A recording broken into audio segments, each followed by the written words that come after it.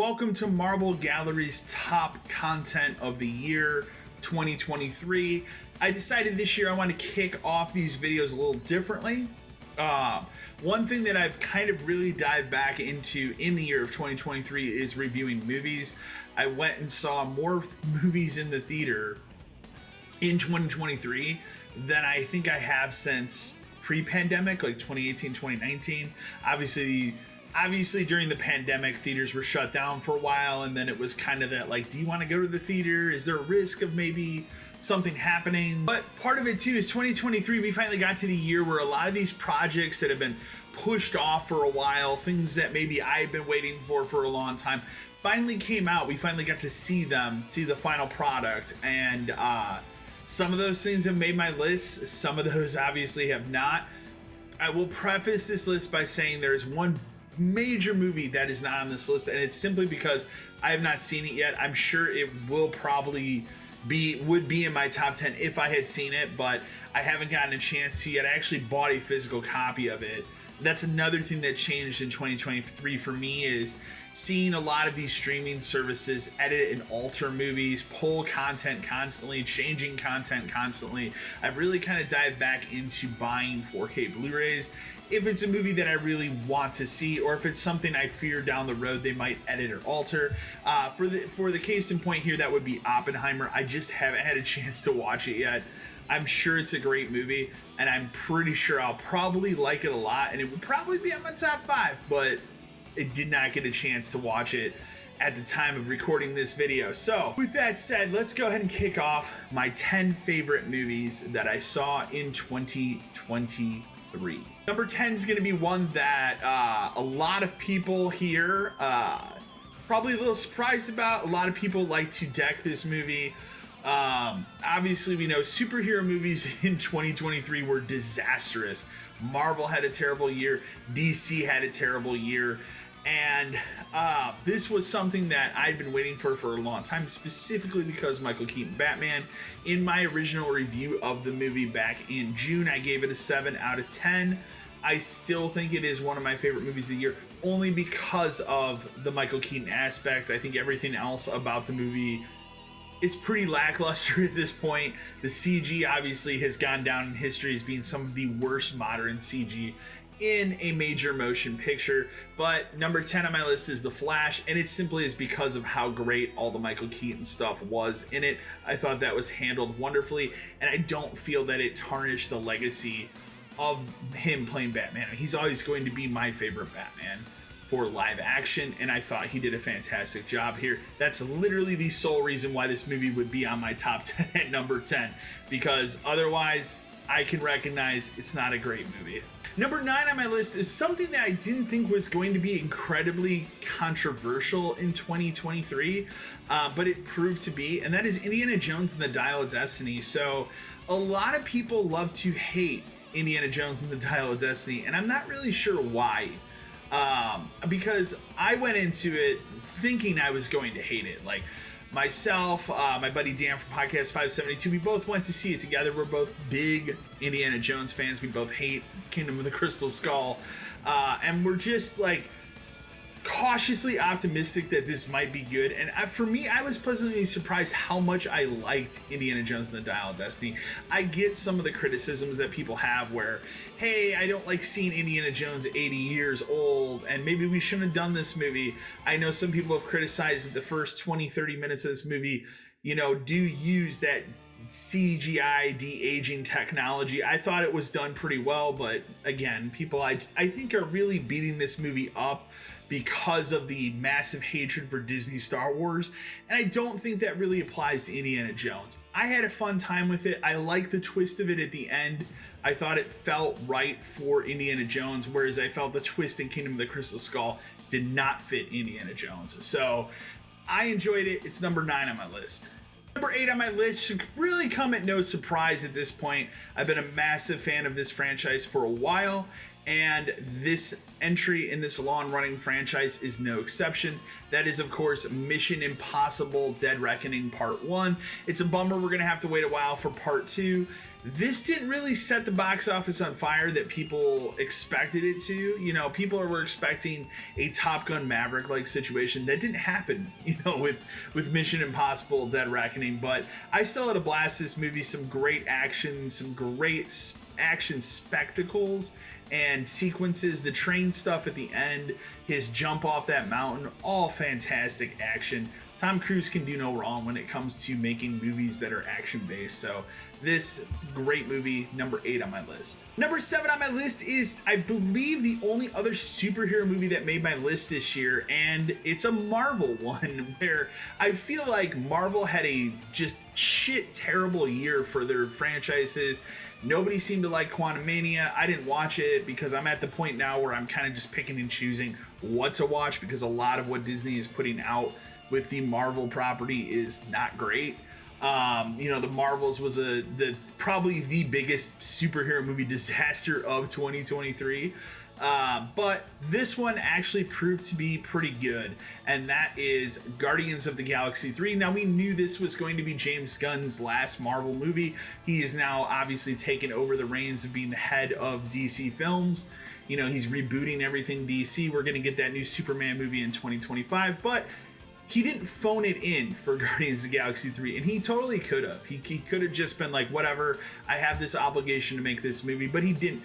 He gave what I would honestly consider, I think, the best of all 3 Guardians of the Galaxy movies, and really gave a great backstory to the character of Rocket Raccoon, and just kind of tied all these loose elements up together at the end and gave these characters a nice send-off, and that's the best thing that you could hope for. So that's number 7 on my list.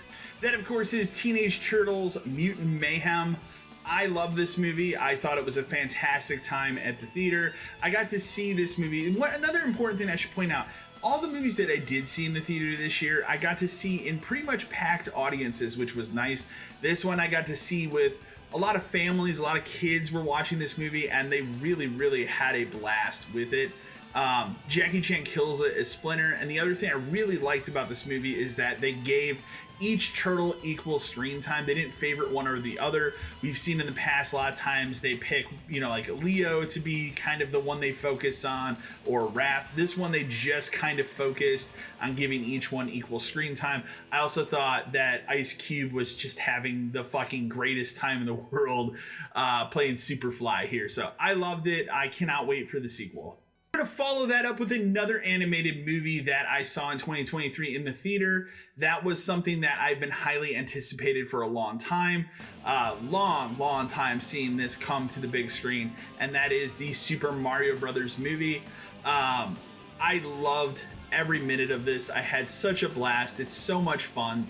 It is the Mario movie that I wish I would have gotten when I was a kid instead of the live action disaster that we kind of all look back on and laugh at, but it's not a great movie. This was, and I had a lot of fun with it. It is one of the best. I think it is the best anime movie I saw this year. I did not see Spider-Man Across the Spider-Verse. Hopefully in the future I will. Just didn't get to it this year. But yeah, that's on the list here. Number 4 on my list is a strange one, and one that's a movie that will not be for everyone. It is a 3-hour, epically long. I will agree it is just a tad too long, but it stuck with me after I watched it pretty much the entire year, and I think a lot of people will be turned off by some aspects of it, but it was so bizarre and weird and surreal that it came out as something that I remembered throughout the rest of the year. That is Beau is Afraid, which is the new movie by director Ari Aster, who did Hereditary and Midsommar. This is nothing like those movies. This is fucking wild and weird and different. I said on the podcast earlier, before that, I kind of gave a preview of my top 5 favorite movies of the year, and this one for me specifically, there's a bathroom scene that is the craziest movie scene I saw all year, and it has stuck with me the entire year. It's so weird. It's funny, but it's surreal. I can't recommend it enough, but you have to be in the right mindset and you have to be in the mood for something weird, because it is weird as hell. But I loved it. That's number 4. Obviously, I'm a big horror fan, so horror is usually going to dominate this list. And 2023 was a fantastic year for horror movies. My second most anticipated horror movie of the year, which I was really hoping would be in the top this year. It wasn't. It actually is my most disappointed movie, which was The Exorcist Believer. That movie flat out sucked. But this was another one that was high on my list to see. It did not disappoint. That is, of course, Talk to Me. What I love about this movie is it sets you up right away with the rules of how this horror works. And I love it when we have rules for horror. We don't just keep adding shit as it goes. This movie establishes what the rules of the horror are, and it sticks to it through the entire runtime. It's a short runtime. It's like an hour and a half. I loved every minute of it. It's not overly violent, but there is one scene that is incredibly graphic and shocking. So I will warn you, if you're, a little squeamish, that one scene is really, really rough, but it is worth it to get through it. It's a frightening movie. I enjoyed it. Highly, highly recommend it. That's number 3. Number 2 is my favorite movie I saw in theaters this year. Simply because of that communal aspect. I saw this at a sold-out theater opening night. I was not expecting this movie to be sold out. I was shocked that it was. It is my favorite horror movie of 2023 as well. That is, of course, Evil Dead Rise. I loved everything about it. I think they did the source material massive justice. This wasn't a remake of one of the Evil Deads. This is a new Evil Dead set in that universe, and I think everything that they set out to do was highly accomplished here. I enjoyed it. I want a sequel to this really, really bad. And again, my favorite part of seeing this movie was being in a theater and getting those audience reactions when something fucking crazy would happen. And it was just a lot of fun. It stuck with me the entire year. And that was on my number 1 list all the way the entire year until one movie this December kicked it off down to number 2. This movie shocked me. I was not expecting to even go to the theater to see this. It was a very last minute, I guess this movie's supposed to be good, we should probably go see it kind of a situation. It ended up being my favorite movie of the year. I cannot recommend it enough. That is, of course, Godzilla Minus One. Holy shit, this is the greatest Godzilla movie ever made. I'm not even a huge Godzilla fan. I loved every minute of this movie. It's so good. It's so good. I cannot stress enough. It has a great human element to it. The human story in this movie is the most important aspect of it. It's so well done, and it's emotional. I didn't expect to tear up in a Godzilla movie, and I did for this one. I will fully admit it. It's so good. It's every aspect of it, the way that this story develops with this kamikaze pilot. And I don't want to give a lot away out, of it, because I cannot recommend it enough. It is still in theaters. They're actually releasing a black and white version of it in theaters for a week at the time that this video will be put up.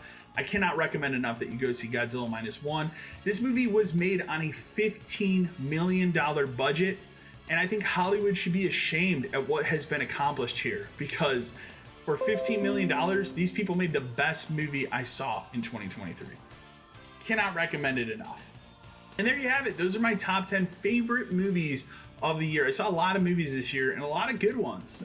And, I'm probably not going to get to the theater this year to see a movie until Dune Part 2 will be probably the first movie I go and see. That's kind of when the season's going to really kick off. We got some other heavy hitters like Ghostbusters, Frozen Empire, which I'm kind of meh on, so we'll see if that ends up being pretty good. Obviously, Furiosa looks fantastic. I cannot wait to see that. We have the one and only Marvel movie in July, which is Deadpool 3. I'm excited to see what they do with it, considering, superhero movies are a fucking shit show right now. But I'd love to know in the comments below, what were your favorite movies of 2023? Do you agree? Do you disagree? As always, remember to like, share, and subscribe to the channel. And until next time.